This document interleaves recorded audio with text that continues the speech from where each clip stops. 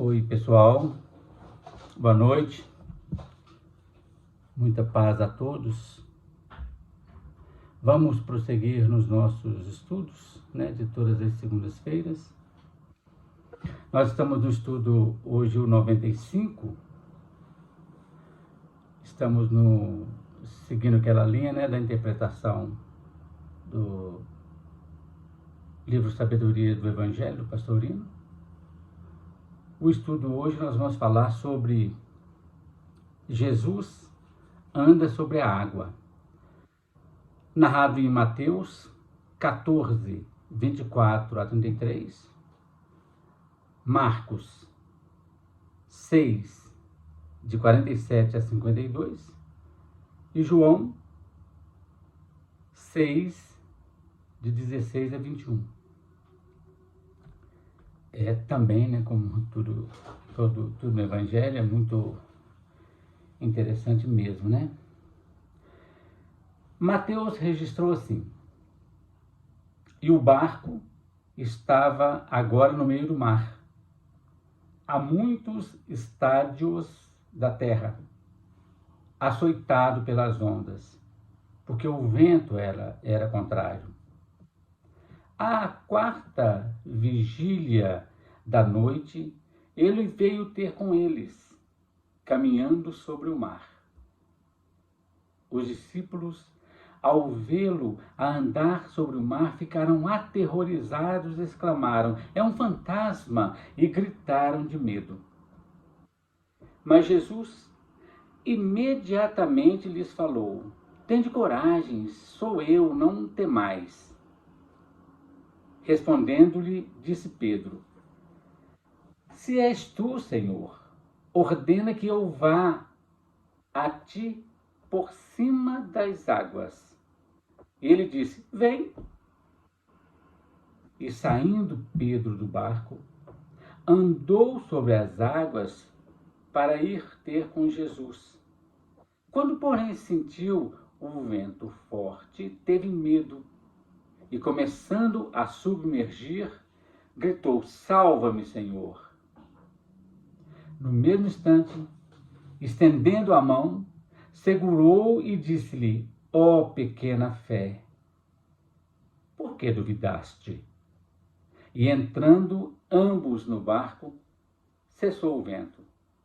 Então, os que estavam no barco prostraram-se ante ele, dizendo: verdadeiramente és um filho de Deus.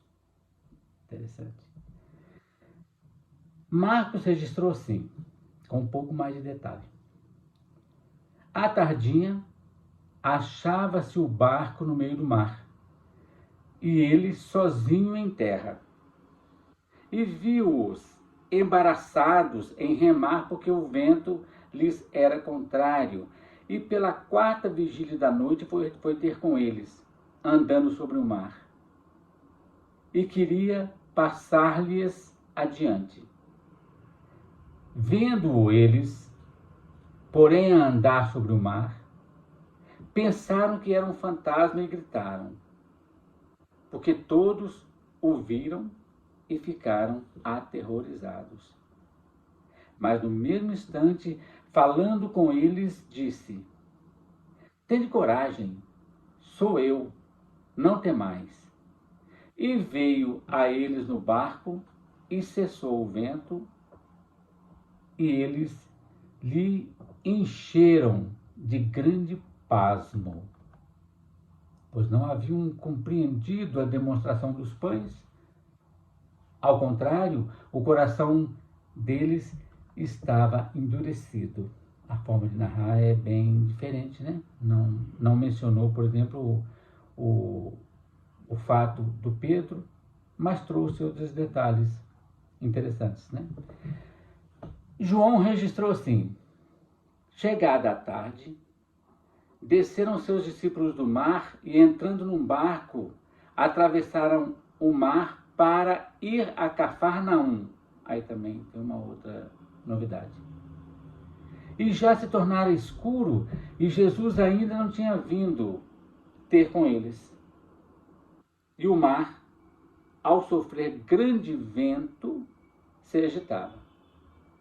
Tendo remado uns 20, 25 ou 30 estádios, viram Jesus andando sobre o mar e aproximando-se do barco e ficaram com medo. Mas ele lhes disse: sou eu, não temais. Desejavam então recebê-lo no barco e imediatamente o barco chegou à terra para onde iam. Então a forma de narrar também é um pouco diferente, mas o fundo da questão é o mesmo. Então, como sempre, a gente estuda a lição do ponto de vista simbólico, do ponto de vista literário também, e depois a gente estuda o que a lição tem a ver com a nossa individualidade e a nossa personalidade, né? Essa é a linha de todos os nossos estudos. Bom, estudando a lição, após a multiplicação dos pães, isso é muito importante, conforme foi até narrado já pelo próprio evangelista. Após a multiplicação dos pães, Jesus despede o povo e sobe ao monte para orar. É interessante porque Jesus despede o povo significa o seguinte: quando aquela população, 5.000 homens, fora as mulheres e as crianças, conforme nós vimos no estudo passado, viram aquela abundância de pão e peixe brotando, aspas, do nada, de 5 pães e 2 peixinhos, ficaram maravilhados e queriam fazer de Jesus rei. Jesus então falou: opa, não tem nada a ver com isso. Calma, porque eles não tinham ninguém, né? Eles não tinham visto ninguém fazer aquilo. Ficaram então maravilhados. Jesus então despede, não tem nada a ver, despede o povo e vai para o monte orar, logicamente sozinho. E a noitinha, né, já era noitinha, porque a gente já falou diversas vezes, às 6 horas, na época de Jesus, acabava todo o procedimento de comércio, de tudo isso, né? O dia acabava às 6 horas, né? E começava a noite, a partir das 6 horas. Nós vamos ver isso em relação às vigílias, né? Então Jesus estava ali a partir das 6 da tarde, né? Subiu para o monte para orar. Os discípulos então desceram para a praia, ficando ali perto do barco, esperando que Jesus viesse até eles, né? Mas já estava escuro e Jesus não foi. Resolveram então partir a si mesmo. Lá no barco, os discípulos encontraram um vento contrário extremamente forte que acabou impedindo que eles chegassem até outra margem. Eles lutam, né, bravamente da primeira vigília até a 4ª vigília da noite. Quando Jesus só chega lá na 4ª vigília da noite, né, para encontrá-los. Na época de Jesus, à noite, claro, tinha os vigias, né, para proteger a cidade. A primeira vigília era de 18 até 21 horas, significando o processo da noite. A segunda vigília era das 21 até as 24 horas, significando a noite fechada. A terceira vigília, de 24 horas até 3 da manhã, que significava o cantar do galo, ou seja, o processo de despertar. E a quarta vigília, de 3 às 6 da manhã, que era a alvorada, né? O amanhecer. Olha que interessante. Jesus ficou orando de 6 da noite, das 18 horas até as 6 da manhã. E foi mais ou menos às 6 da manhã que Jesus foi ter com eles, embora eles já estivessem tentando atravessar uma região relativamente pequena, nós vamos ver, né? A noite inteira por causa do vento que era contrário, né? E tudo tem um significado bem interessante dentro da gente, né? Marcos então diz: a noitinha, no início então, do monte onde Jesus estava, via os discípulos lutando. Jesus via o pessoal lutando, tentando remar, né? E essa travessia, mesmo na parte mais larga de onde ele se encontrava, a parte mais larga tinha 12 quilômetros. E essa distância era rompida facilmente entre 2 e 3 horas no barco. E eles, durante praticamente a madrugada, a noite inteira, eles avançaram apenas 5 quilômetros, que é mais ou menos de 25 a 30 estádios. Eles remavam, mas conseguiram avançar apenas 5 quilômetros. Eles queriam atravessar para o outro lado, então. Mais ou menos a metade, só conseguiu chegar até a metade, próximo, né? Se são 12 quilômetros, menos um pouco da metade. Continuavam, então, a luta contra o vento, e os discípulos, não era por preguiça, não, eles remavam esforçadamente para poderem alcançar a outra margem. Por quê? Eles estavam imaginando o que Jesus ia pensar.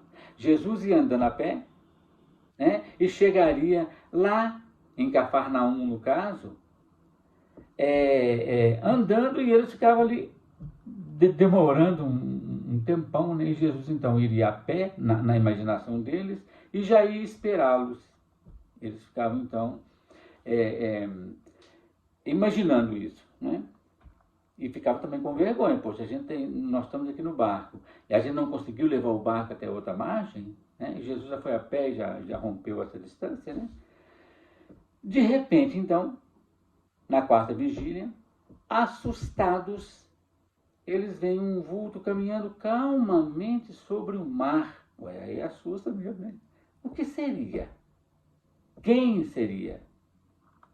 Eles vão melhor e vê aquele vulto, né, como uma forma humana. E aproximando deles, o que eles acharam? Só pode ser um fantasma.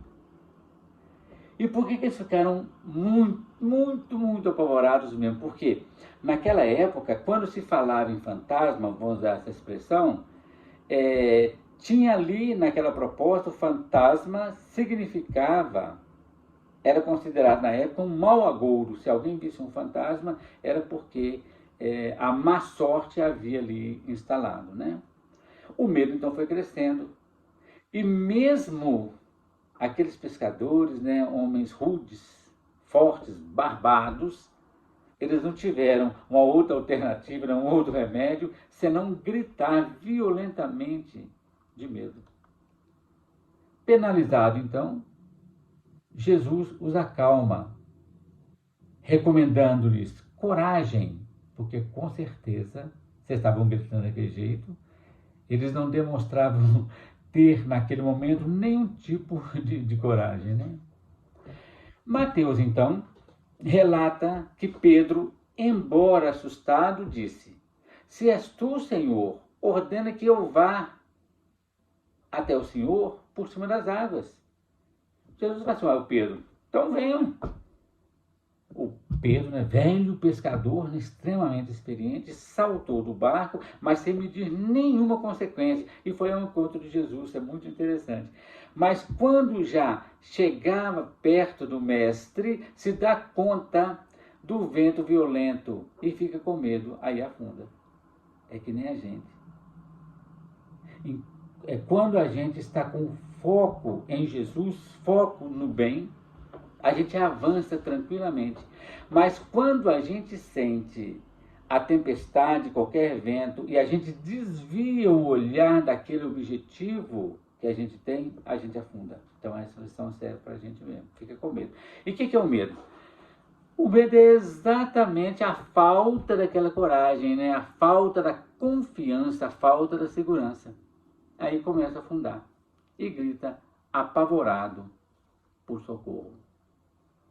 Jesus, então, repreende-o assim, de modo muito suave. Diz: ó pequena fé, por que duvidaste? E segurou pela mão. Voltando os dois, então, para o mar, sobre as águas, ou seja, quando Jesus segura na nossa mão, a gente vai segura na mão de Deus e vai. Como diz essa bela música, né, da Igreja Católica, né? Pelo menos a gente ouviu, foi lá. Chegando, então, os dois entraram no barco, aí a simbologia é belíssima. Os discípulos quiseram que Jesus também fosse com ele no barco. Que Jesus não voltasse para andar a pé, vamos dizer assim, né? Ao invés de continuar caminhando, eles pediram a Jesus. E entrando Jesus no barco, o que acontece? O vento cessa, a tempestade acalma. Os discípulos estavam atônitos. Veja bem, gente, eles já tinham presenciado a multiplicação dos pães, que eles não compreenderam.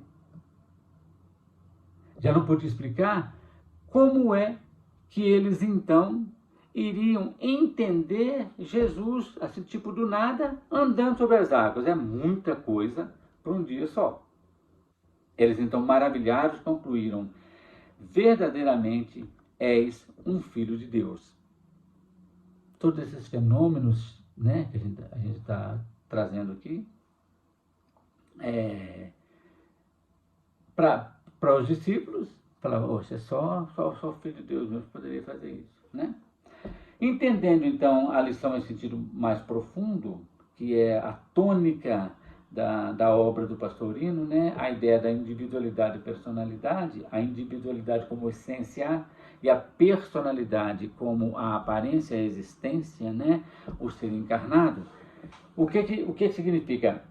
A individualidade, isto é, a essência em nós, percebe a luta difícil que a personalidade trava no oceano do mundo, principalmente quando açoitado pelo vento de todas as nossas emoções descontroladas, desequilibradas.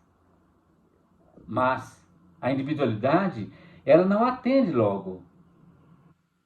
Ela espera o momento aprazado, porque sabe que é necessário que a gente aprenda a dominar as nossas emoções por nós mesmos. Legal? Então os discípulos começaram, logo à tardinha, começaram a remar, mas passaram a noite inteira remando. Mas no momento oportuno, isto é, na hora aprazada, a personalidade, a individualidade se aproxima de leve, tranquilamente, em cima das ondas violentas. Essa individualidade, inatingida pelo furacão, tranquila e serena, avança sobre as águas. Isso é interessante, né? Fazendo apenas uma observação, todos os grandes espíritos, não, os grandes luminares que já passaram pela Terra, que a gente acabou conhecendo do ponto de vista histórico, que obtiveram esse encontro sublime, essa iluminação da alma, experimentaram aquilo que a gente pode chamar de noite escura da alma, os momentos cruciais das trevas espessas, das grandes dificuldades. Citando apenas alguns exemplos, nós temos Kempis, Henrique de Suso, não vai dar para falar de cada um deles, né, separadamente, porque seria um estudo só para cada um deles, um desses. São João da Cruz, Teresa d'Ávila, Catarina de Siena, Francisco Sales, entre muitos outros. Então, todos esses espíritos, ainda encarnados, passaram por grandes momentos, por grandes tormentas, né, do ponto de vista emocional, do ponto de vista mesmo espiritual, como que passando por uma noite escura, né, uma noite de grande dificuldade. Então todos nós também acabamos, né, passando por essa situação para o processo de aprendizado. Quando então esse período de escuridão, esse período de secura, de dificuldade espiritual, a gente vê se aproximar a figura imaterial do Cristo interno. E a gente acaba nos assustando, temendo que seja apenas mais uma ilusão, ou seja, um fantasma da nossa mente. É muito interessante porque, do ponto de vista hoje dos estudos científicos, né, psicológicos e até psiquiátricos, já chegaram à conclusão que a nossa mente mente para a gente.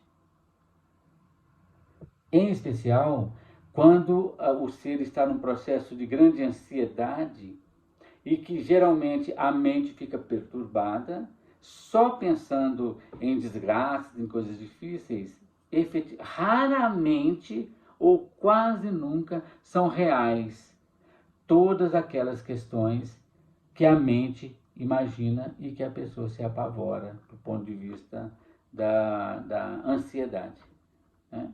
Então a nossa mente acaba mentindo e a gente acaba vendo fantasma, onde na realidade pode ser uma grande oportunidade de transformação. O Cristo íntimo nos chamando para entrarmos no barco e serenar o nosso espírito, né? A nossa mente.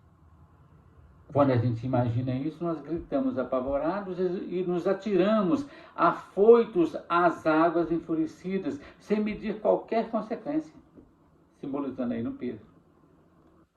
Mas no meio dessa viagem, quase alcançando, né, o nosso porto seguro, ou seja, o nosso objetivo, frequentemente nós duvidamos. E aí nos submergimos, derrubados pela ventania em torno e dentro de nós, e que pode nos levar para o abismo. Acontece, porém, que a felicidade começa a fazer sentido quando identificamos a voz suave e inconfundível do amado da nossa alma, o nosso Cristo interno, dizendo: não temas, sou eu. Isto é, o Cristo que já habita em cada um de nós. Tão logo a personalidade, o ser encarnado, consiga se unir a ela, a individualidade que já reside em nós, já mora em nós, quando consegue fazer esse encontro, a gente entra no barco. Isto é, no nosso coração sagrado. Aí cessa o vento. O mar se abranda e imediatamente chegamos ao porto de destino, completamente aliviados e consolados. Aonde que eles chegam? Em Cafarnaum. O que significa o nome Cafarnaum?